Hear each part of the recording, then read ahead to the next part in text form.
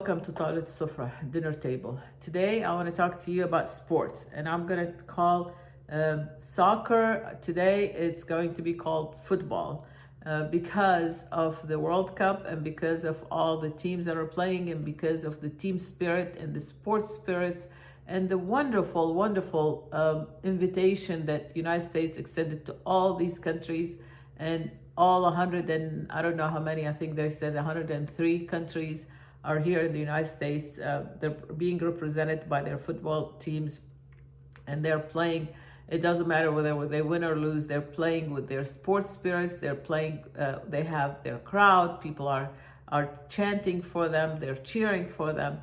And today, for the sake of this video, I'm calling it a football. I'm not calling it a soccer, just for the sake of that.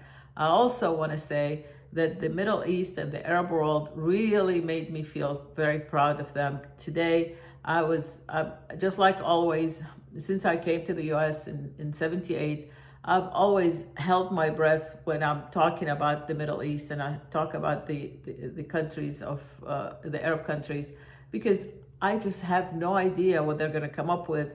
So far, they haven't been all reliable, and for me to be honored by them or for me to be proud of them. But today and for the last week, since all these teams have come to this country, they've played professionally, they've been very good, they have gone everywhere. There's so many stories that people are doing. The Scotch, they're in Boston, and Boston of all places are running out of beer. I mean, beer, that's the number one drink over there. They drink it more than water, and they're running out of it because the Scotch are here. The Scottish people are here. That's so funny.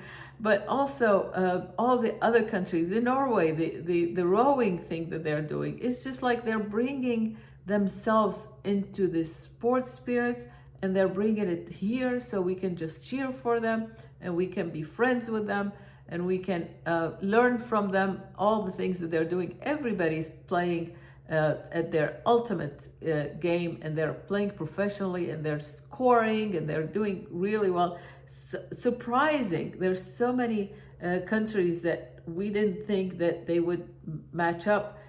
Today I heard the story about this 40-year-old goalie in what is it, the green something is the country. I'm sorry, I'm skipping on the name, but this guy had just filled something up on LinkedIn and was able to make it into a goalie. He didn't have enough money to get his mom to come here, so he came by himself, and he did so well playing, I think, with one of the greatest team, and he did so well. He was able to prevent all the goals that was headed his way, and so they ended up with 0 goals on him. Also the team itself got like 0-0 was the ultimate thing, and he's being honored for doing something so well, and being 40 years old. This is a time for people to retire from in this sport. So it's been really, really wonderful. Now I'm going to talk about the Arab countries, and I'm going to talk about Iraq. They lost to Norway 4-1, and they lost to France 3-1, and both of those countries are very strong teams. And the Iraqi team had gone through a lot of problems in the last many years. Since Saddam was the president, there was first the sanction, and then after that, when his son was in charge of the sports, people were afraid to go and play sports, because when they left their country to go present the country somewhere else and they don't win, let's say Qatar or Jordan or whatever, and they don't win, they come back and there's humiliation. He was hurting them, he was torturing them. A lot of these reports were coming. So then what happened after that, the kids did not want to go into that sports or any kind of sports because they were afraid of the consequences. And that changed people's interest in these kind of things. Now it's coming back, of course. After that, the Iraq war happened, and kids weren't all that interested in playing, football or soccer, because they're busy with building their countries and busy with, education, all of that. So instead, they didn't pay attention to it. But now, to be able to qualify for the World Cup, that's an amazing achievement, which means, and especially considering what they went through. So very, very proud of my home country, Iraq, and for the team that they made it here. They haven't won yet, but that doesn't mean anything to me. That means that they're participating and they're playing very well. No one is saying that they did not play well. Everybody's saying they played very well, and that's what matters. Even if they lose, they played the game very well. And then, of course, there's the Moroccan. They won a game, I think, and tied a game. Tunisia also played. They're here. And then I'm going to talk about Qatar, Saudi Arabia. I said Iraq, Jordan. And now I'm going to talk about Egypt. Egypt is just being the Egypt. They're just amazing. They are wonderful. They won 3-1 against New Zealand, and they scored three. Not the first half. They had New Zealand had scored one, and they had not scored at all. In the second half, they scored three, and they have the whole country in Egypt is celebrating. There is one of the videos that I'm going to show you. Hopefully, it'll show here. I'll podcast it right here next to me. The caption says, how in the world do you expect us to go to work? Because of all the traffic, people are in the streets dancing and having fun. Nobody wants to go to sleep in the middle of the night. The biggest stadiums in the world are filled with people. Millions of people are in the street, filling all the big screens in the football in the arenas, and they're dancing and enjoying the game and having the most fun, and they're really proud. The president came out and talked about how proud he is of the team and how happy he is that their coach is from the country. And the coach was interviewed, and he said that this is for all the Egyptian, everybody in Egypt. This is for you. He didn't bring up politics. He didn't say this is for the president. He didn't bring that up. But he said that it is for all the Egyptians. This is for my family and for all the Egyptians here and in Egypt. And that's exactly what this whole thing is about. It's exactly about how everyone in Egypt feels connected to the sports, and they feel connected to this team. When the team wins, they feel the pride that they're the ones who are winning, because these are real people and they're winning a game against the biggest countries, and they're winning it. So it gives them a feeling that they're winning themselves. The people in the streets of Egypt are celebrating because they feel like they're the ones who won. It's an amazing achievement for them, and I really congratulate Egypt for such a great thing. We've always said about Egypt, the way we call Egypt is that it is the mother of the world. Well, it's really proving to be the mother of the world. It's just the fun part is no one is stepping out of and saying something wrong. No one is doing anything like. Mo Saleh, he's a very good player. He retired from Birmingham, and then he started playing for the World Cup. He came here, and he's in the bus driving, and somewhere close to where the hotel is, they see that he sees all the people outside having fun and celebrating and dancing. He stopped the bus and got out of the bus and started dancing with everybody else.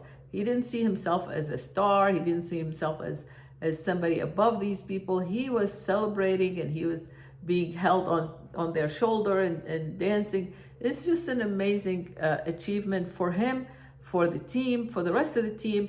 It doesn't matter what ranking you are on the team. You're one.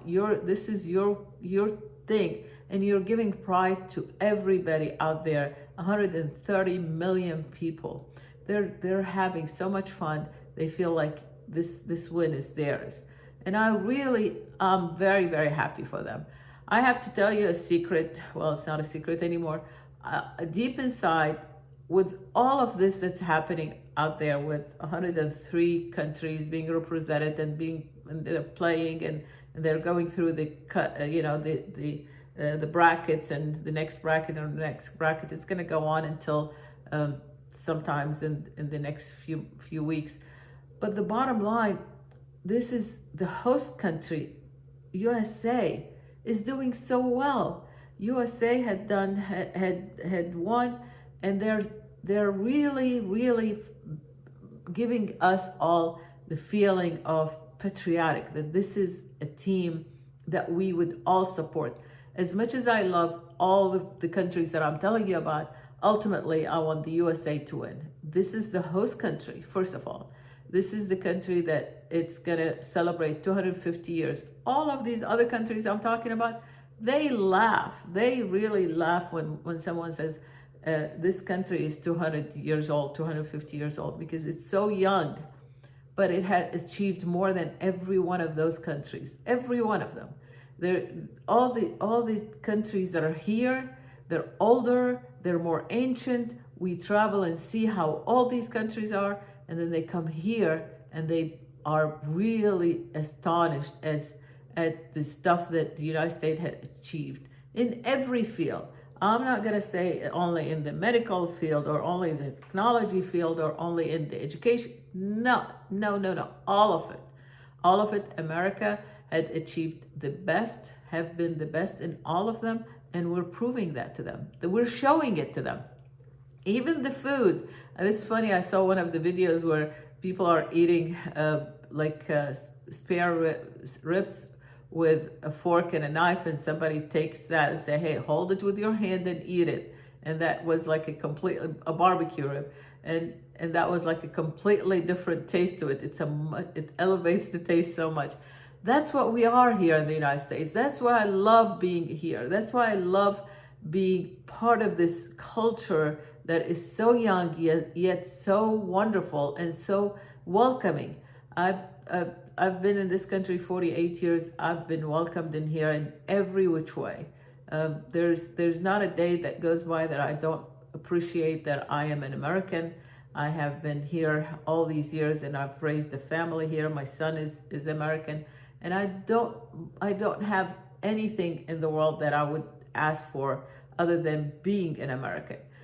And that's what this country gives me that pride to be an American. This thing that we call liberty, people don't understand it until they go out of this country to see what that means. And I have been outside this country, and I know what that means. The restrictions, the way you live your life, the way you think, all of that is contained and directed, not in this country. And this is what I love about it. I see it more than others because I don't take it for granted. But I want to tell you that I can't wait for the United States to receive this World Cup. I'm just praying for that, and I'll keep praying for that. But even if they don't, I'm sure they'll give it their all. But I hope they do. I hope they do. America had done so much to the world, and it's about time that they win the World Cup, especially when everybody is here. They have demonstrated how wonderful they are and what everything that needs to be done to move on in this World Cup. They're doing a great job at it, and I'm very proud of it. I'm proud of me being an American, and we're so close to July 4th, the 250th birthday, and I hope we win against England.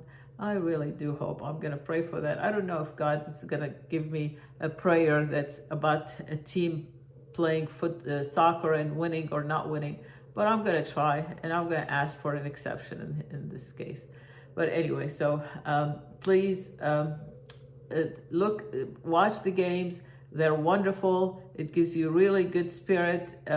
Don't let anybody tell you it's boring. Soccer is not boring at all. Just watch it, understand it. You're going to be so taken by it. There's not a second goes by that you're not like really tuned in and want to know what's going to happen. So please watch the soccer teams, the World Cup, and root for the home team. I hope that America will win. And thank you very much, and have a great day. Go USA.